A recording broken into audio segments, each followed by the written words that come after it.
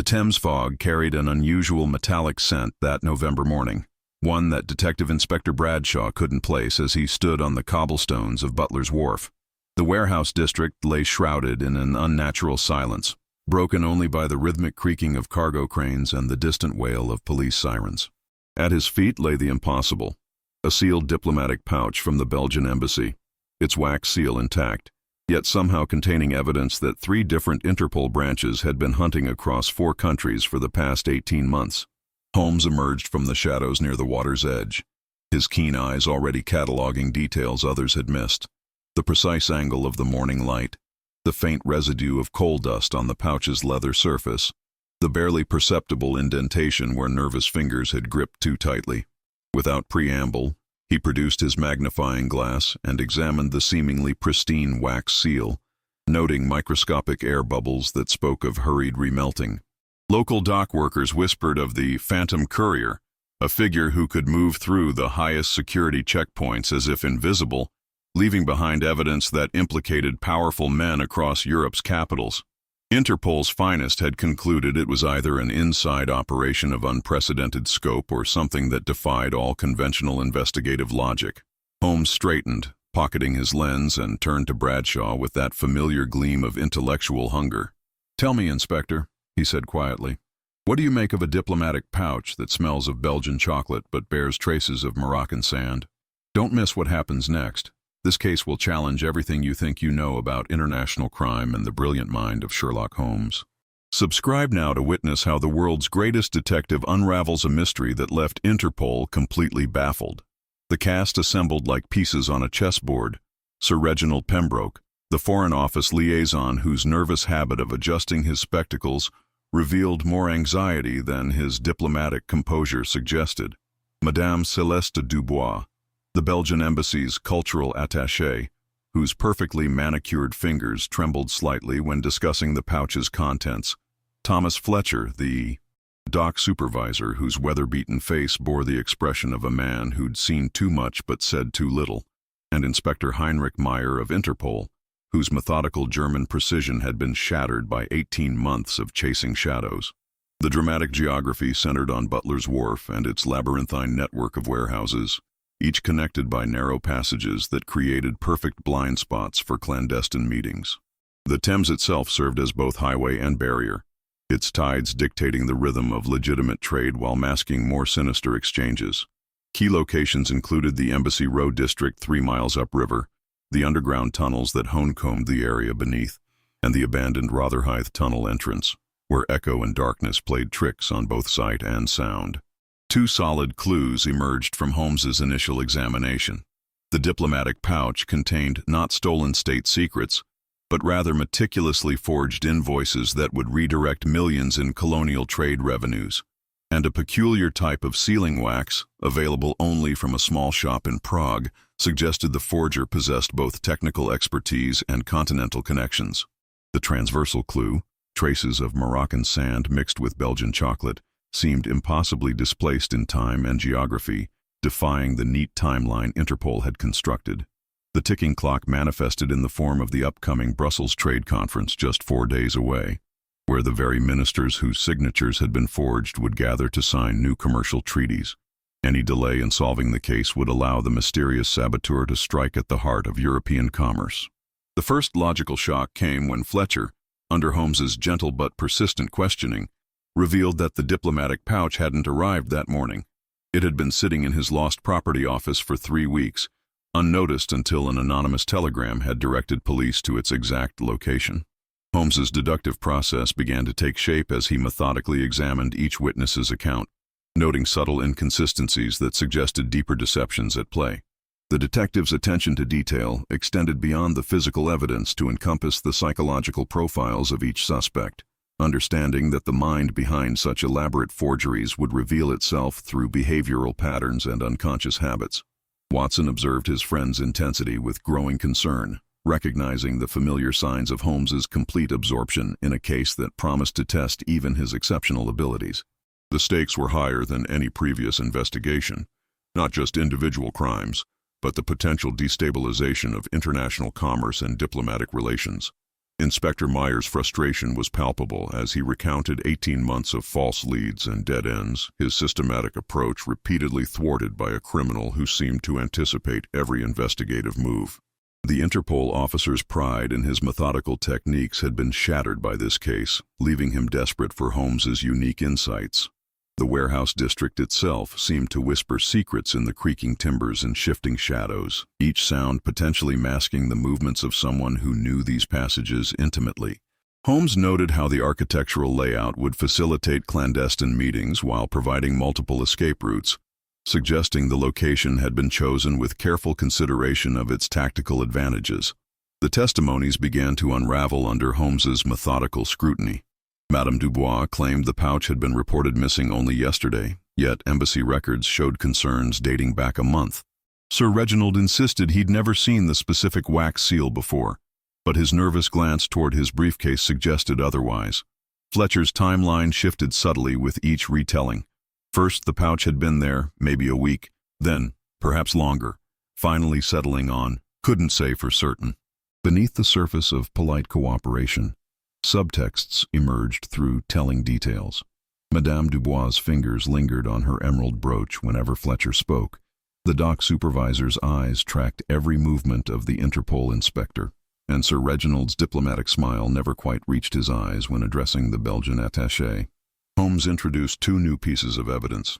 A technical analysis revealing that the forged invoices had been created using a specific type of German printing press, manufactured in only 12 units worldwide, and an emotional artifact, a small daguerreotype tucked behind the pouch's inner lining, showing a young woman in Moroccan dress standing before a Brussels chocolate shop, the image dated 15 years earlier. The detective's method revealed itself in small, precise actions, measuring the exact dimensions of the warehouse storage spaces, timing the walk between key locations, testing the acoustic properties of different chambers. His reconstruction of events began with the observation that whoever had placed the pouch knew the warehouse's daily rhythms intimately. The false clearing emerged when all evidence seemed to point toward Fletcher as an inside accomplice. His access, his shifting timeline, his suspicious knowledge of embassy procedures. Yet one detail remained stubbornly inconsistent. The man's calloused hands bore no traces of the fine sealing wax that coated the forger's fingertips, and his weathered features showed genuine bewilderment at the sophisticated nature of the crime. Holmes's interrogation techniques revealed layers of deception that went beyond the immediate case. Each witness carried secrets that, while unrelated to the forgeries, created additional complications in determining truth from misdirection. The detective had to navigate through personal anxieties, professional rivalries, and diplomatic sensitivities to reach the core facts. The daguerreotype became a crucial emotional element, its presence in the diplomatic pouch suggesting a personal motivation behind the elaborate criminal scheme. The image of the young woman seemed to haunt the investigation, her mysterious connection to both Morocco and Brussels providing a thread that Holmes began to follow with increasing intensity. Watson documented the psychological toll on each participant as the investigation progressed. The pressure of international scrutiny, combined with the ticking clock of the Brussels conference, created an atmosphere of barely controlled tension that affected everyone involved in the case. The technical aspects of the forgeries impressed even Holmes with their sophistication. Whoever had created these documents possessed not only exceptional skill, but also access to rare materials and specialized equipment. This combination of technical expertise and criminal intent suggested a perpetrator operating at the highest levels of society. The revelation struck like lightning when Holmes discovered Fletcher's war service record. The dock supervisor had been severely wounded at Ypres, leaving him with a tremor in his right hand that made fine manipulation impossible. The sophisticated forgery work required steady, surgical precision that Fletcher simply couldn't possess. Simultaneously, the investigation revealed that someone had been systematically altering shipping manifests for months, always one step ahead of routine inspections, suggesting an invisible antagonist with access to confidential schedules and procedures. This discovery sent shockwaves through the investigation team. Inspector Meyer's methodical approach had led them down the wrong path entirely, focusing on the obvious suspect while the true perpetrator remained hidden in plain sight. The realization that someone with insider knowledge had been manipulating evidence from the beginning forced a complete reassessment of every assumption they had made. Holmes's examination of Fletcher's military records revealed not just physical limitations, but also a distinguished service record that included commendations for integrity under fire. The contrast between the honorable soldier and the criminal mastermind they had initially suspected became stark, forcing everyone to confront their preconceptions about guilt and innocence. The systematic alteration of shipping manifests pointed to someone with intimate knowledge of port operations, customs procedures, and international trade regulations. This level of expertise suggested either a career civil servant or someone with extensive business experience in international commerce. The precision with which these alterations had been made indicated a mind that understood both the technical requirements and the investigative blind spots of the system. Watson observed the profound impact this reversal had on Inspector Meyer, whose confidence in systematic police work had been badly shaken. The German officer began to question every piece of evidence they had gathered, wondering how many other assumptions might prove equally false under closer examination. The investigation's focus shifted from the warehouses to the corridors of power, where diplomatic immunity and social respectability could provide perfect cover for criminal activity. Holmes recognized that they were dealing with someone who moved comfortably in circles where a working-class dock supervisor would never gain access. Madame Dubois' reaction to Fletcher's exoneration was particularly telling. Her relief seemed disproportionate to her stated relationship with the man, suggesting either romantic involvement or knowledge that she had not previously shared. Holmes filed this observation away for future exploration, understanding that emotional connections often provided the keys to solving complex cases. The timeline of the manifest alterations coincided with several high-profile diplomatic events, suggesting that the perpetrator used these occasions as cover for their activities. This pattern indicated someone with advanced knowledge of diplomatic schedules and security arrangements, further narrowing the field of suspects. Sir Reginald's behavior during this revelation was equally instructive. Rather than expressing relief at Fletcher's vindication, he seemed increasingly agitated, his nervous habits becoming more pronounced. Holmes noted how the diplomat's eyes repeatedly moved toward the embassy district, as if calculating distances and timing. The technical analysis of the printing press became even more significant with Fletcher's elimination as a suspect. Only someone with considerable resources and connections could acquire and operate such specialized equipment, pointing toward the upper echelons of society where such purchases would raise no questions. Fletcher's relief was palpable, his shoulders sagging as the suspicion lifted. Madame Dubois displayed unexpected protective instincts toward the dock supervisor, while Sir Reginald's demeanor shifted from dismissive to calculatingly attentive. Holmes altered his approach, focusing on the sophisticated psychology required for such long-term deception. Someone who could maintain a double life while moving through diplomatic circles with impunity, suggesting a person of education and social standing whose respectability served as perfect camouflage. The emotional dynamics within the group transformed completely following Fletcher's vindication. Where once there had been barely concealed suspicion and careful distance, new alliances and tensions emerged. Madame Dubois' protective stance toward Fletcher revealed depths of character that had been hidden beneath her diplomatic polish, while her obvious relief suggested she had feared for his safety rather than simply his reputation. Inspector Meyer's methodical mind struggled to adapt to this fundamental shift in the case's direction. His systematic approach, which had served him well in conventional criminal investigations, seemed inadequate for the psychological complexities they now faced. The German officer began to defer more frequently to Holmes's insights, recognizing that intuition and deduction might succeed where procedure had failed. Sir Reginald's behavioral changes became the most fascinating aspect of this transformation.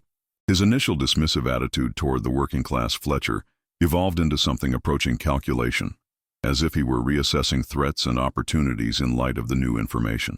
Holmes observed how the diplomat's posture straightened whenever sensitive topics were discussed, suggesting an unconscious preparation for verbal combat. Watson documented the subtle shifts in language and tone that accompanied these revelations. Formal diplomatic courtesy began to crack under the pressure of genuine investigation, revealing glimpses of the personalities beneath the professional facades. These moments of authenticity provided Holmes with valuable insights into each individual's true character and motivations. The investigation's new focus on psychological profiling required different techniques and approaches. Holmes began to study not just physical evidence but behavioral patterns, noting how each suspect reacted to stress, handled unexpected questions, and unconsciously revealed their thought processes through gesture and expression. The warehouse district, once the center of their investigation, now seemed merely a stage set for a drama that originated elsewhere. Holmes directed his attention toward Embassy Row and the elegant drawing rooms where real power was exercised, and international relationships shaped by private conversations and personal ambitions. Madame Dubois' transformation from suspect to ally created new possibilities for gathering intelligence about diplomatic circles. Her insider knowledge of embassy procedures and social hierarchies could prove invaluable in understanding how someone might exploit these systems for criminal purposes. However, Holmes remained cautious about trusting anyone completely, understanding that even well-intentioned allies might withhold crucial information. The daguerreotype of the young woman became even more significant as the investigation's focus shifted. Holmes began to suspect that this image held the key to understanding the emotional motivation behind the elaborate criminal scheme. Someone with the resources and skills to execute such sophisticated forgeries would not risk everything without powerful personal reasons. Fletcher's military background provided unexpected advantages for the investigation. His experience with logistics and supply chains offered insights into how someone might manipulate trade routes and documentation systems. Despite his physical limitations, his knowledge of organizational structures and security procedures proved valuable in understanding the perpetrator's methods. The timing of various diplomatic events began to reveal patterns that had previously been invisible. Holmes created detailed chronologies that showed how the perpetrator had consistently exploited periods of heightened activity and distraction to cover their criminal activities. This level of strategic planning indicated someone with intimate knowledge of diplomatic calendars and customs procedures. If you think you know where this investigation is headed, you're about to be amazed by what Holmes discovers next. The truth is more shocking than anyone could have imagined. Make sure to hit that subscribe button and share your theories in the comments below. A deeper investigation revealed the trade route manipulations connected to an inheritance dispute. The victim of the forgeries was set to inherit controlling interest in a major shipping consortium, but only if certain trade volumes could be maintained. Meanwhile, Fleet Street reporters began circling the story, threatening to expose details that could damage delicate international negotiations. Holmes planted a deliberate false trail, suggesting the forger might be connected to radical political movements, knowing it would flush out the true culprit's next move. The inheritance subplot added layers of complexity to an already intricate case. The shipping consortium in question controlled vital trade routes between Britain and the continental markets, making any disruption to its operations a matter of national economic interest. Holmes discovered that the heir apparent was a young widow whose late husband had been a prominent trade advocate, making her both vulnerable to manipulation and valuable as a target. Fleet Street's involvement introduced urgent time pressures that complicated every aspect of the investigation. The newspaper reporters, led by the notorious scandalmonger James Whitmore, possessed both the motivation and resources to uncover sensitive diplomatic information that could derail international negotiations. Holmes found himself managing not just a criminal investigation, but a delicate public relations crisis that threatened to escalate beyond anyone's control. The false trail Holmes planted regarding radical political connections required careful orchestration to achieve its intended effect. He leaked selective information through Watson's contacts at his club, knowing that certain members had connections to government surveillance networks. The goal was to create the impression that anarchist elements might be involved, which would prompt the true perpetrator to adjust their timeline and reveal their hand prematurely. Madame Dubois proved invaluable in understanding the diplomatic ramifications of the case. Her insights into embassy politics revealed how the timing of the Brussels Trade Conference made any scandal particularly damaging to Belgian-British relations. The cultural attaché explained how certain trade agreements hung in delicate balance, vulnerable to the slightest suggestion of corruption or criminal manipulation. Sir Reginald's behavior during these developments became increasingly erratic. His attempts to control the flow of information to the press seemed to exceed his official authority, suggesting personal stakes that went beyond professional duty. Holmes noted how the diplomat's nervousness peaked whenever discussion turned to the inheritance dispute, as if these financial matters held particular significance for him. The consortium's business records, when finally obtained through Watson's military connections, revealed a complex web of international partnerships and dependencies. Any disruption to the established trade patterns would affect not just British interests, but economic relationships across Europe. The scope of potential damage made solving the case a matter of international importance. Inspector Meyer's investigation into radical political groups yielded unexpected intelligence about surveillance networks that had been monitoring various diplomatic facilities. While these groups appeared unconnected to the forgeries, their activities had inadvertently documented some of the suspicious movements that Holmes was trying to track. This convergence of criminal and political intelligence created new opportunities for understanding the perpetrator's methods. The young widow at the center of the inheritance dispute emerged as a sympathetic figure whose late husband's reformist ideals had made him enemies among more conservative business interests. Holmes began to suspect that the forgeries might be intended not just to prevent her inheritance, but to discredit her husband's progressive trade policies posthumously. Watson's medical background proved useful in analyzing the psychological stress exhibited by various suspects and witnesses. His observations about nervous conditions and behavioral changes provided Holmes with additional evidence about who might be operating under the pressure of maintaining criminal deceptions over extended periods. The warehouse operations, while no longer the primary focus of investigation, continued to yield important intelligence about timing and logistics. Fletcher's detailed knowledge of shipping schedules and customs procedures helped Holmes understand exactly when and how someone could manipulate the system without detection. This technical intelligence proved crucial for understanding the perpetrator's operational capabilities. The Brussels Trade Conference's social calendar provided Holmes with opportunities to observe all suspects in more natural settings.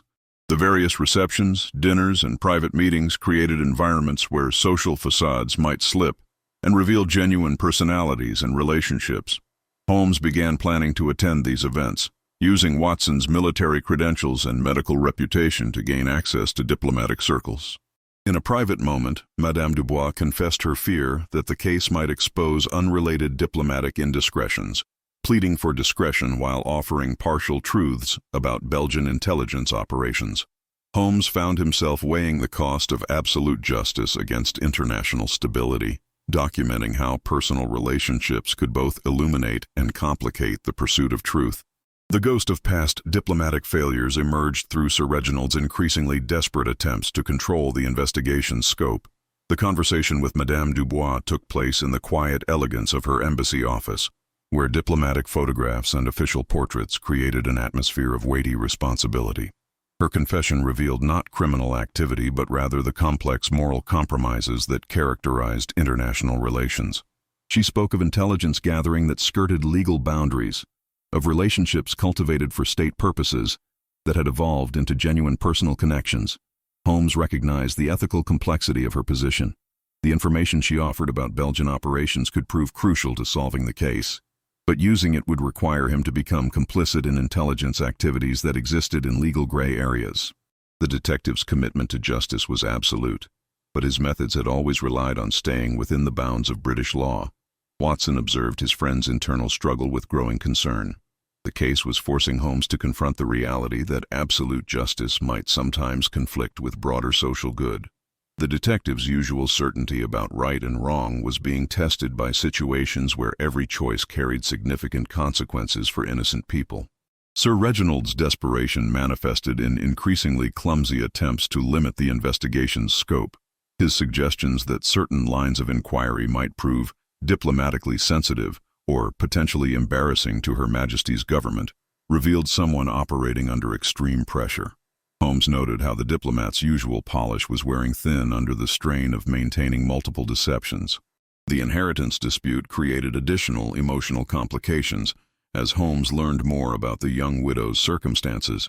Her late husband's reformist activities had made her a target of conservative business interests who viewed her potential control of the shipping consortium as a threat to established profit margins.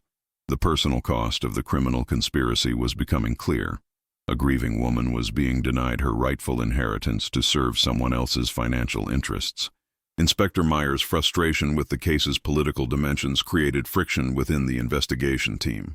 His systematic police methods were designed for clear-cut criminal situations, not the murky waters of international diplomacy where crime and statecraft intermingled. The German officer's growing dependence on Holmes's insights reflected his recognition that conventional approaches were inadequate for such complex circumstances. The Fleet Street reporters added emotional pressure by threatening to expose not just the criminal activities, but also the personal lives of everyone involved in the case. Holmes understood that solving the mystery would not protect innocent parties from public scrutiny and potential scandal. The detective found himself considering whether justice served at such personal cost to blameless individuals could truly be called justice at all. Madame Dubois' relationship with Fletcher, while never explicitly romantic, clearly involved emotional depths that complicated her professional judgment. Her protective instincts toward the dock supervisor reflected genuine affection that transcended social boundaries and diplomatic protocols. Holmes recognized that these human connections, while admirable, created vulnerabilities that criminals could exploit. The daguerreotype's emotional significance became clearer as Holmes learned more about the young woman it depicted. The image represented not just evidence but someone's cherished memory, possibly the motivation for elaborate criminal activities that had spanned multiple countries and years. The detective began to understand that solving the case would require unraveling not just criminal techniques but also the psychology of grief and loss. Watson's role as emotional anchor for the investigation became increasingly important as the case's complexities multiplied. His steady presence and moral clarity provided Holmes with a reference point when the ethical implications of various choices became overwhelming. The doctor's medical insight into stress and trauma helped the detective understand how emotional wounds might drive someone to criminal extremes.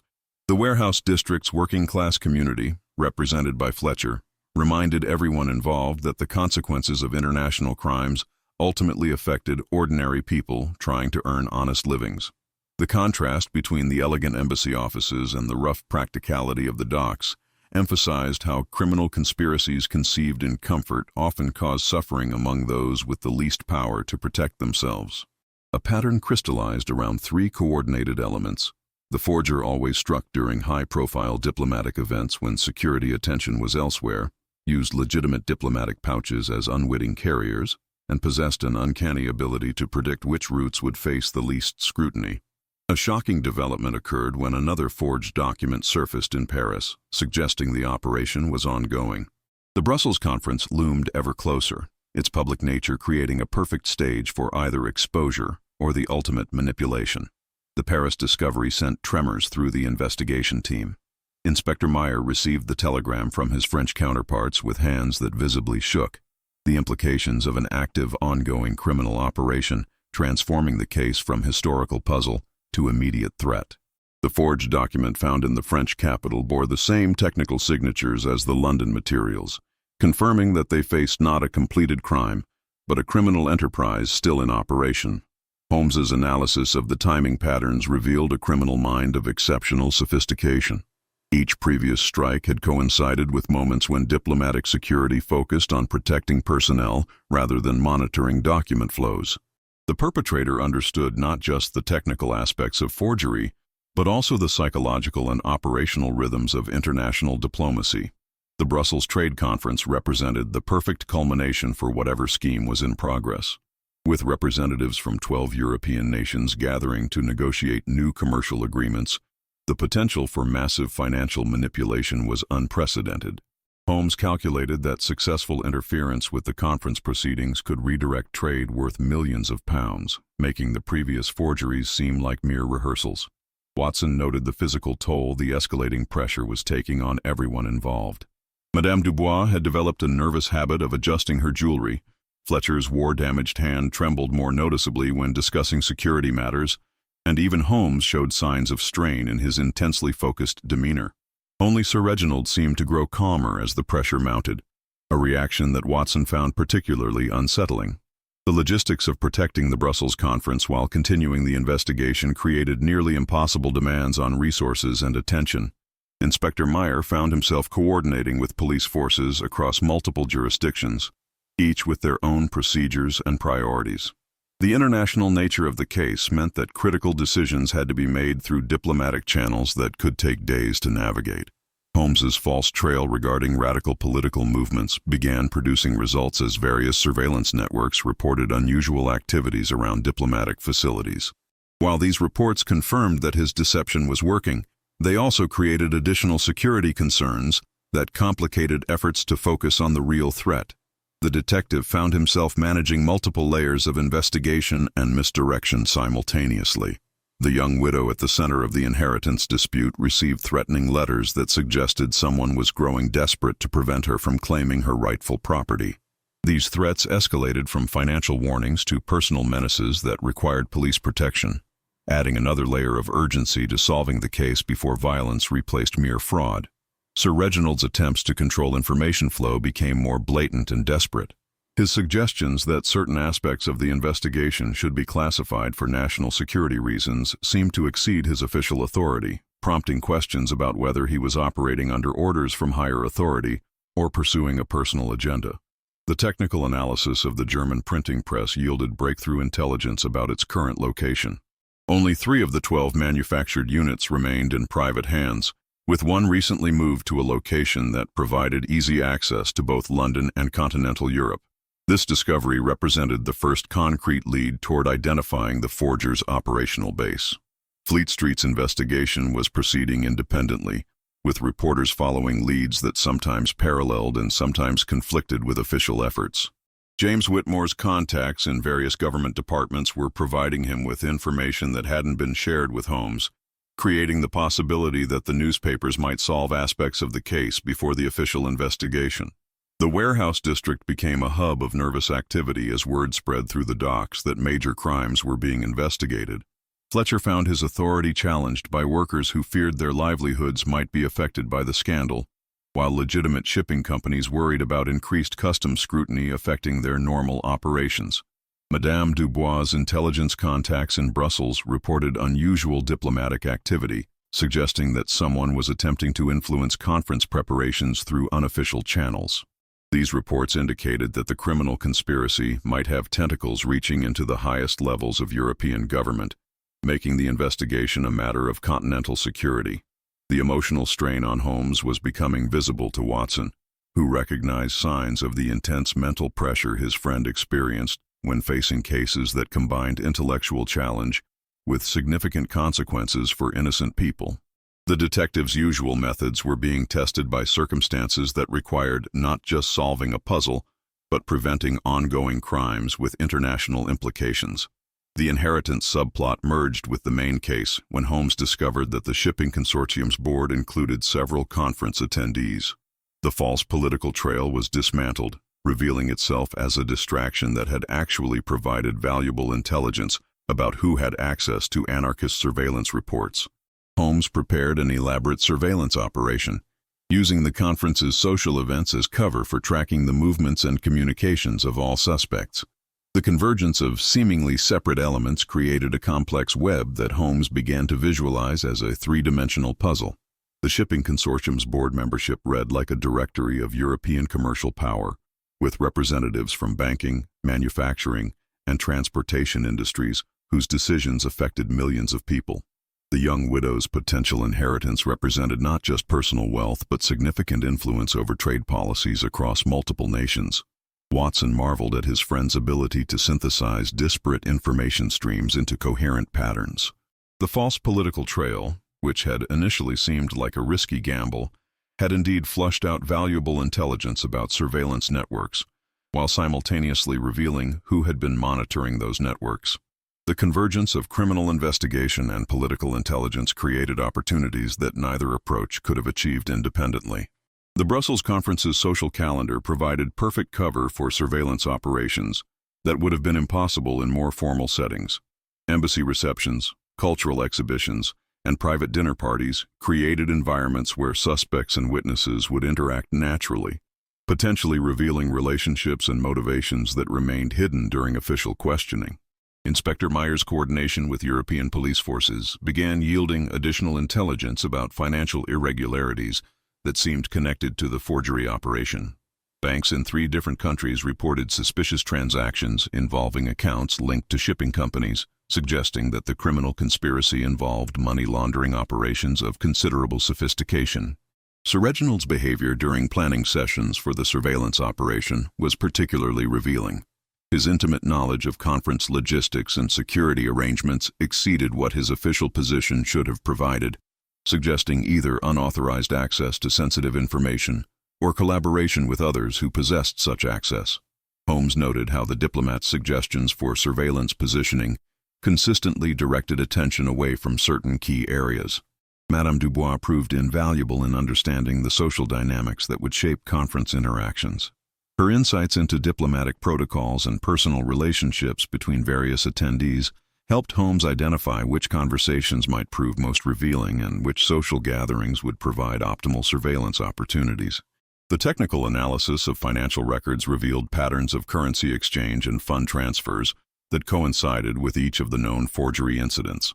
Someone had been converting large amounts of various European currencies into British pounds at precisely the times when the forged documents would have generated illegal profits, providing a clear trail of criminal proceeds.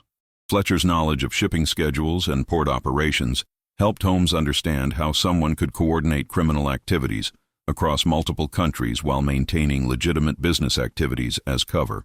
The dock supervisor's insights into timing and logistics revealed vulnerabilities in international commerce systems that a sophisticated criminal could exploit. The daguerreotype of the young woman became a crucial element in understanding personal motivations behind the financial crimes. Holmes's research into the image's origins revealed connections to trade policies that had been advocated by the widow's late husband, policies that certain business interests had opposed for financial reasons. Watson's medical contacts in Brussels provided additional intelligence about stress-related behaviors among diplomatic personnel. Several reports described unusual nervous conditions and behavioral changes among embassy staff, suggesting that knowledge of the criminal conspiracy extended beyond the primary suspects into wider diplomatic circles. The warehouse district's role in the conspiracy became clearer, as Holmes realized that the location had been chosen not for its anonymity, but for its legitimacy. Using actual shipping facilities as cover for criminal document transfers provided perfect camouflage, while ensuring that any discovered evidence would appear to be part of normal commercial operations.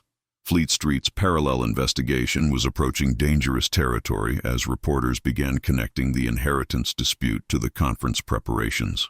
James Whitmore's sources were providing him with information that could expose the entire conspiracy prematurely, potentially destroying carefully laid surveillance plans, while alerting the perpetrators to official attention. The printing press location was finally confirmed through intelligence cooperation between British and German authorities. The specialized equipment was housed in a facility that maintained legitimate printing operations, while providing perfect cover for criminal activities. The location's proximity to major transportation networks allowed for rapid distribution of forged materials across Europe.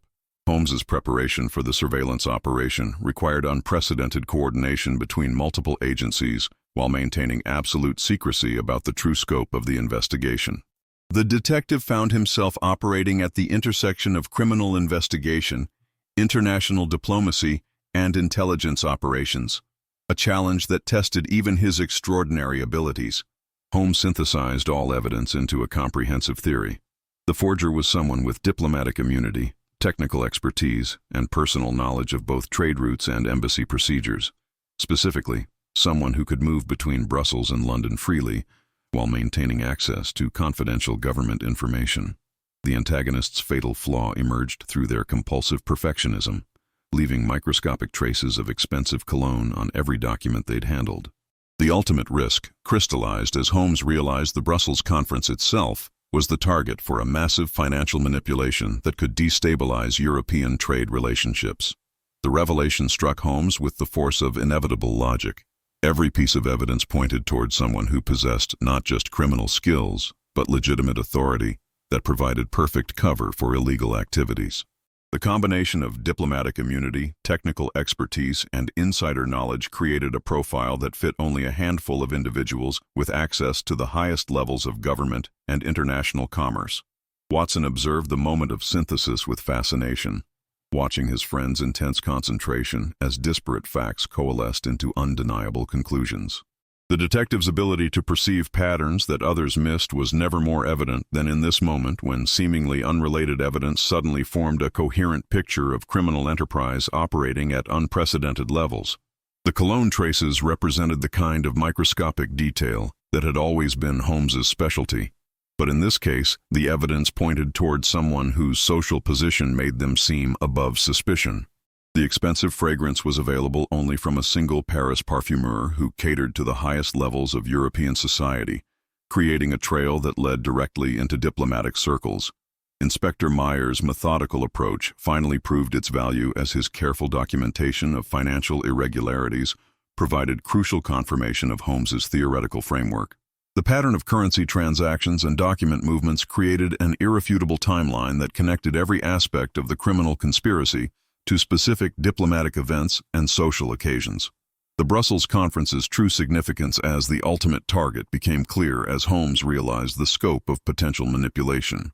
The gathering represented not just an opportunity for massive financial fraud, but a chance to redirect European commercial relationships in ways that would benefit specific interests while damaging others.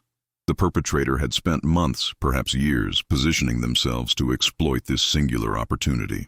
Sir Reginald's behavioral patterns throughout the investigation suddenly made perfect sense when viewed through the lens of Holmes's comprehensive theory.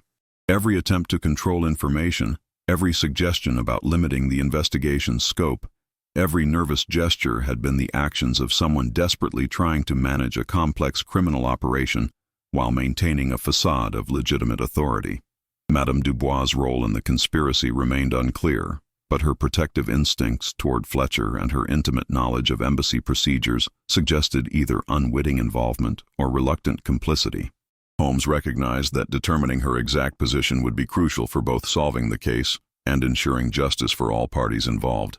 The technical expertise required for the forgeries pointed toward someone with either extensive experience in document production or access to specialists who could provide such services. The diplomatic context suggested that such expertise might be available through intelligence networks that operated parallel to official government channels. Watson's medical insight into stress responses helped Holmes understand how the perpetrator had managed to maintain their criminal activities while operating under the intense pressure of diplomatic responsibilities. The ability to compartmentalize psychological stress while maintaining professional effectiveness suggested someone with either exceptional self-control or experience in managing dangerous deceptions. The warehouse district's selection as an operational base reflected sophisticated understanding of both criminal techniques and legitimate business operations. Using actual shipping facilities as cover demonstrated strategic thinking that went far beyond simple fraud to encompass comprehensive criminal enterprise planning. Fletcher's unwitting role in the conspiracy became clear as Holmes realized that the dock supervisor's legitimate authority and honest reputation had been exploited to provide credibility for criminal activities. The perpetrator had chosen their operational base precisely because Fletcher's presence would deflect suspicion while providing access to genuine shipping documents and procedures. The inheritance dispute was not peripheral to the main case but central to understanding the perpetrator's ultimate motivation. Control of the shipping consortium would provide not just financial benefits but also influence over trade policies that affected international commerce. The criminal conspiracy was designed not just to generate illegal profits, but to reshape European commercial relationships. The timing of the Brussels conference created a perfect storm of opportunity and risk that the perpetrator could not resist exploiting. The gathering of so many key decision-makers in a single location provided unprecedented access to the people and documents that could be manipulated to achieve maximum criminal impact. Holmes's realization of the conference's true significance transformed the investigation from reactive detective work to proactive crime prevention. The detective understood that they were no longer investigating past crimes but attempting to prevent a criminal act of unprecedented scope and international consequence. Holmes orchestrated an elaborate trap using the conference's reception as cover, positioning Watson to monitor communications, Inspector Meyer to track physical movements, and himself to provoke the suspect through carefully planted misinformation about discovered evidence. The environment played perfectly into his hands. The crowded ballroom's mirrors and shadows created ideal observation points, while the evening's diplomatic protocol provided natural opportunities for discreet confrontations. The grand ballroom of the Hôtel des Nations provided the perfect stage for Holmes's carefully choreographed confrontation. Crystal chandeliers cast intricate patterns of light and shadow across the gathering of Europe's diplomatic elite, while mirrors positioned around the room's perimeter created multiple observation angles that allowed the detectives' team to maintain surveillance from various positions without arousing suspicion. Watson positioned himself near the main communications alcove, where telephone connections to various embassies allowed delegates to maintain contact with their home governments throughout the evening's proceedings. His medical credentials provided natural cover for conversations with various attendees, while his trained observation skills allowed him to monitor suspicious communications without appearing intrusive. Inspector Myers' systematic approach proved invaluable in tracking physical movements throughout the crowded reception. His methodical documentation of who spoke with whom, when documents changed hands, and how various groups formed and dissolved, provided crucial intelligence about the social dynamics that might conceal criminal activities. Holmes's strategy involved providing each suspect with slightly different pieces of misinformation about the investigation's progress, then observing their reactions to determine who possessed guilty knowledge. The detective's ability to maintain multiple deceptive narratives while monitoring their effects required exceptional concentration and timing. The diplomatic protocol of the evening provided natural opportunities for private conversations that might reveal crucial information. Formal introductions, ceremonial toasts, and traditional dances created structured interactions that Holmes could predict and position himself to observe or overhear as circumstances required. Sir Reginald's behavior during the reception confirmed Holmes's suspicions about his central role in the criminal conspiracy. The diplomat's nervous energy, masked by professional courtesy, became increasingly evident as the evening progressed and the detective's subtle provocations took effect. His compulsive habit of adjusting his spectacles reached almost frantic frequency whenever sensitive topics arose in nearby conversations. Madame Dubois navigated the social complexities of the evening with practiced grace, while maintaining discreet communication with Holmes about suspicious activities she observed. Her position as cultural attaché provided access to conversations in multiple languages, while her genuine concern for Fletcher's safety motivated her cooperation with the investigation. The planted misinformation began producing results as various suspects adjusted their behavior in response to perceived threats to their security. Holmes observed how each individual's reaction pattern revealed not only their level of involvement in the conspiracy, but also their understanding of its scope and objectives. Watson's medical training proved unexpectedly valuable in assessing the stress responses of various suspects under the pressure of social interaction combined with criminal investigation. His observations about nervous conditions, changes in speech patterns, and physical manifestations of anxiety provided Holmes with additional evidence about who was operating under the greatest psychological pressure. The conference's social calendar had been carefully designed to facilitate both formal negotiations and informal relationship building among delegates. Holmes recognized that these unofficial interactions often carried more significance than official meetings, as personal relationships and private agreements could influence policy decisions that affected entire nations. Inspector Myers' coordination with local Belgian authorities ensured that potential escape routes were monitored without creating obvious police presence that might alert suspects to the investigation's true scope. The German officer's systematic approach to security planning provided necessary structure for Holmes's more intuitive investigative methods. The technical aspects of the surveillance operation required unprecedented coordination between criminal investigation and diplomatic security. Holmes found himself managing not just the pursuit of evidence, but also the protection of international relationships that could be damaged by premature exposure of sensitive information. The ballroom's acoustic properties allowed for careful eavesdropping on conversations that might otherwise remain private. Holmes's understanding of sound reflection and ambient noise levels enabled him to position himself where he could overhear crucial discussions without appearing to intrude on diplomatic privacy. The evening's entertainment program provided additional opportunities for observation, as formal presentations and cultural performances created periods of focused attention that allowed suspects to relax their guard while providing Holmes with opportunities to observe their unguarded reactions to various stimuli. The complexity of managing multiple surveillance targets while maintaining his own cover required Holmes to operate at peak intellectual capacity. The detective's ability to process multiple streams of information simultaneously while maintaining awareness of broader patterns and connections was tested to its absolute limits by the evening's demands. The trap began to spring as the suspect, believing their identity remained secret, attempted to plant one final forged document that would redirect the entire conference's trade agreements. An unexpected complication arose when genuine political radicals attempted their own sabotage of the event, forcing Holmes to simultaneously navigate two different criminal operations while maintaining his focus on the primary target. The scene ended at the precise moment when Holmes observed the telltale gesture, the compulsive adjustment of spectacles, that would confirm his deduction. The climactic moment approached with inexorable tension as Holmes watched Sir Reginald move through the reception with calculated purpose, the diplomat's nervous energy barely contained beneath his professional facade. The detective had positioned himself near the document signing area, where official trade agreements would be finalized, understanding that this location represented the ultimate target for any sophisticated manipulation attempt. The unexpected appearance of genuine political radicals created chaos that threatened to derail Holmes's carefully orchestrated trap. A small group of anarchists, unconnected to the forgery investigation, had planned their own disruption of the conference proceedings. Their crude attempt at sabotage involved nothing more sophisticated than smoke bombs and inflammatory pamphlets, but their timing couldn't have been worse for the detective's purposes.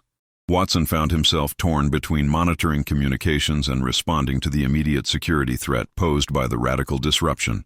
His medical training demanded that he assist with any injuries caused by the smoke bombs, while his loyalty to Holmes required maintaining surveillance of the primary suspects despite the confusion and panic spreading through the ballroom. Inspector Meyer's systematic security preparations proved invaluable, as local authorities responded to the radical threat with efficiency that minimized disruption to the ongoing investigation. The German officers' coordination with Belgian police allowed for quick containment of the anarchist demonstration, while maintaining focus on the more sophisticated criminal operation that Holmes was pursuing. The smoke and confusion created by the radical sabotage attempt provided perfect cover for Sir Reginald's final criminal act. The diplomat used the distraction to approach the document signing table, where official trade agreements lay ready for ceremonial approval. His access to these materials appeared completely legitimate, given his official role in conference preparations. Holmes observed the crucial moment through the settling smoke, his attention fixed on Sir Reginald's hands as the diplomat handled the official documents. The detective's trained eye caught the subtle substitution that would have been invisible to casual observers. The replacement of legitimate trade agreements with expertly forged versions that would redirect millions in commercial revenues. The telltale gesture that confirmed Holmes's deduction occurred in the moment of greatest tension, as Sir Reginald completed his document substitution and turned to leave the signing area. The compulsive adjustment of spectacles, which had been the diplomat's unconscious habit throughout the investigation, occurred at precisely the moment when his criminal act was completed, a psychological release of tension that provided irrefutable confirmation of his guilt. Madame Dubois' position near the cultural exhibition allowed her to observe both the radical disruption and Sir Reginald's suspicious behavior simultaneously. Her diplomatic training enabled her to maintain composure despite the chaos, while providing Holmes with crucial confirmation of the document substitution she had witnessed. The acoustic confusion caused by the smoke bombs and shouting demonstrators made verbal communication difficult, forcing Holmes to rely on predetermined signals and positioning to coordinate with Watson and Inspector Meyer. The detective's ability to maintain focus on his primary objective despite multiple distractions demonstrated the exceptional mental discipline that characterized his investigative methods. Fletcher's knowledge of crowd management, gained through his dock supervisor experience, proved unexpectedly valuable in maintaining some semblance of order among the panicking delegates. His calm authority helped prevent the radical disruption from escalating into genuine chaos that might have provided additional cover for criminal activities. The forged documents that Sir Reginald attempted to substitute represented the culmination of months of preparation and planning. The sophisticated nature of these forgeries exceeded even the previous examples, incorporating not just fraudulent signatures, but also alterations to fundamental terms and conditions that would have redirected European trade relationships for years to come. Holmes's recognition of the crucial moment required split-second decision-making about when to act on his accumulated evidence. The detective understood that moving too soon might allow Sir Reginald to claim the substitution was legitimate diplomatic business, while waiting too long might permit the completion of an unprecedented international fraud. The mirrors around the ballroom's perimeter, which had provided excellent surveillance opportunities throughout the evening, now reflected the smoke and confusion in ways that created both concealment and revelation. Holmes used these reflective surfaces to maintain visual contact with his target, while appearing to respond to the radical disruption like any other concerned attendee. The precise timing of Holmes's intervention would determine not just the success of the criminal prosecution, but also the broader implications for international relations and European commercial stability. The detective's actions in the next moments would affect not just individual justice but the economic relationships between nations. The revelation unfolded with inexorable logic as Holmes confronted Sir Reginald in the conference's archive room, surrounded by the very documents the diplomat had been systematically falsifying. The physical evidence was incontrovertible. Reginald's cologne matched the microscopic traces found on every forged document. His access to diplomatic pouches explained the distribution method, and his intimate knowledge of trade routes had enabled the precise targeting of specific commercial relationships. The archive room's atmosphere was thick with the weight of accumulated secrets, its walls lined with filing cabinets containing decades of international correspondence and commercial agreements.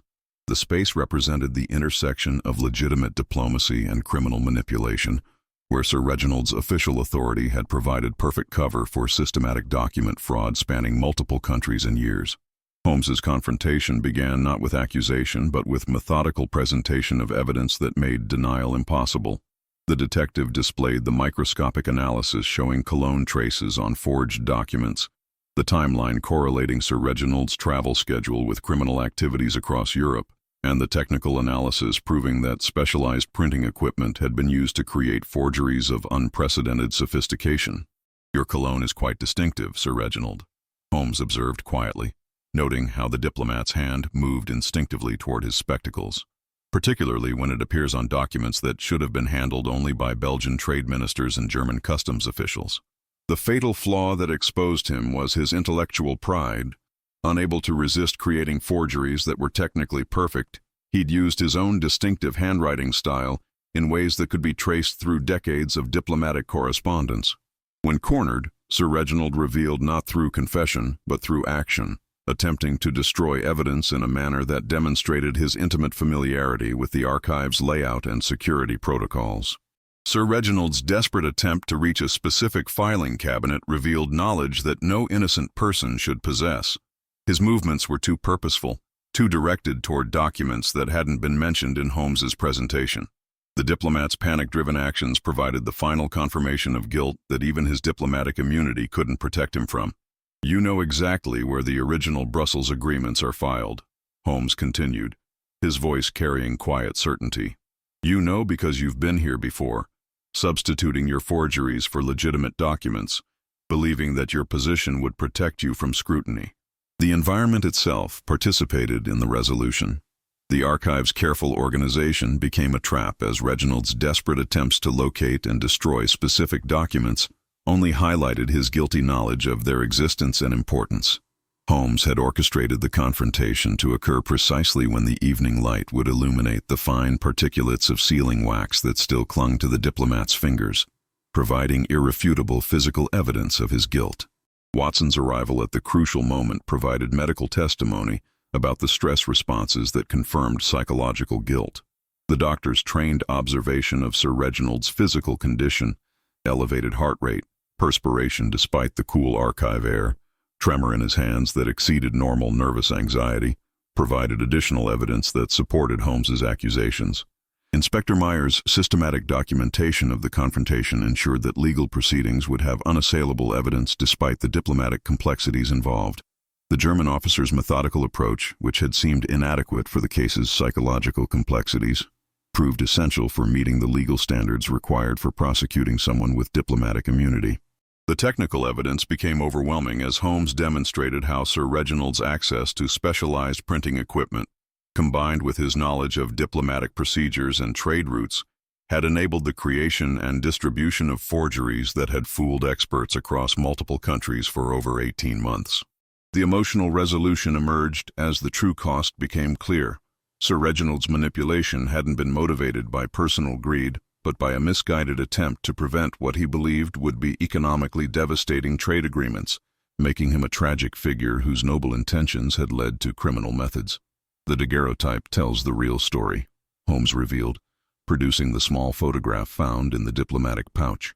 "Your daughter, who died in Morocco while researching fair trade practices. You believe the Brussels agreements would dishonor her memory by perpetuating the very commercial inequities she died trying to reform.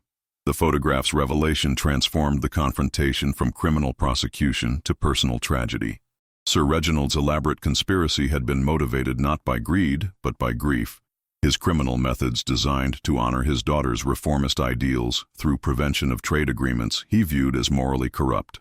The archive room's silence became profound as the full scope of the tragedy became clear. A father's love, twisted by grief into criminal action, had created an international crisis that threatened the very diplomatic relationships his daughter had died trying to improve. The irony was complete and heartbreaking. Sir Reginald's final gesture, removing his spectacles and placing them carefully on the archive table, represented surrender not just to legal authority, but to the recognition that his methods had betrayed the very principles his daughter had embodied. The judicial aftermath saw Sir Reginald stripped of his diplomatic immunity and facing charges in both Britain and Belgium, while the trade conference proceeded with new safeguards against document manipulation. Madame Dubois returned to Brussels with her reputation intact. Fletcher received recognition for his unwitting role in preserving crucial evidence, and Inspector Meyer gained valuable insights into white-collar international crime. The legal proceedings that followed established precedents for prosecuting diplomatic personnel involved in international financial crimes, while the enhanced security protocols implemented at subsequent conferences reflected hard-learned lessons about document verification and authentication procedures. Sir Reginald's case became a watershed moment in international law enforcement cooperation. Fletcher's vindication came with unexpected benefits, as his role in the investigation led to recognition from port authorities and ultimately a promotion to senior supervisor with responsibilities for security coordination. His war service record, once seen as a liability due to his physical limitations, became an asset that demonstrated integrity under pressure and attention to detail that bureaucratic oversight had previously missed. Inspector Meyer's methodical approach, while initially seeming inadequate for the case's psychological complexities, proved essential for building the systematic evidence required for successful prosecution. His collaboration with Holmes established new models for international police cooperation that combined intuitive detection with procedural rigor. Madame Dubois' discretion throughout the investigation preserved sensitive diplomatic relationships while ensuring that justice was served. Her insights into embassy operations led to reforms in document handling procedures that strengthened security without impeding legitimate diplomatic functions. The cultural attaché's protective instincts toward Fletcher evolved into lasting friendship that transcended social boundaries and international borders. The small daguerreotype of the young woman, Sir Reginald's deceased daughter, who had died in Morocco while researching fair trade practices, was returned to him as a gesture of compassion, transforming it from evidence into a symbol of how grief could corrupt even the most well-intentioned souls. The photograph's return represented Holmes's recognition that justice must be tempered with humanity, understanding that even criminals might be motivated by love and loss rather than simple greed. Sir Reginald's daughter had died pursuing noble ideals, making her father's criminal methods a tragic corruption of her memory rather than an honoring of it. The Brussels Trade Conference ultimately proceeded with agreements that incorporated some of the fair trade principles that Sir Reginald's daughter had advocated, creating an ironic triumph for her reformist ideals, despite her father's criminal attempts to derail the negotiations. The enhanced security measures and verification procedures ensured that future conferences would be better protected against both criminal manipulation and radical disruption.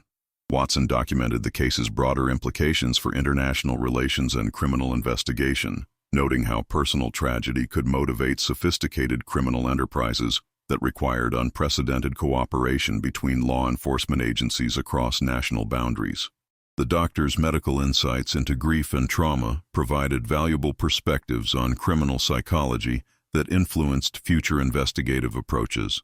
The warehouse district returned to its normal rhythms of legitimate commerce, with Fletcher's enhanced authority ensuring better cooperation between dock workers and customs officials.